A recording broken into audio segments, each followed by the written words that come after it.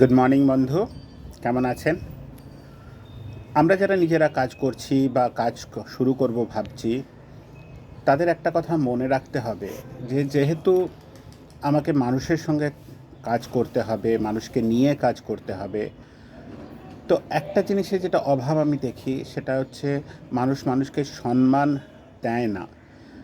তো সম্মান দিতে হবে। সম্মান দিলে মানুষের সঙ্গে আপনি যুক্ত থাকতে পারবেন, আপনি আরও এগিয়ে যেতে পারবেন। দেখুন, প্রত্যেকটা মানুষের নিজস্ব একটা চিন্তাধারা, ভাবনা, তার স্বভাব আছে।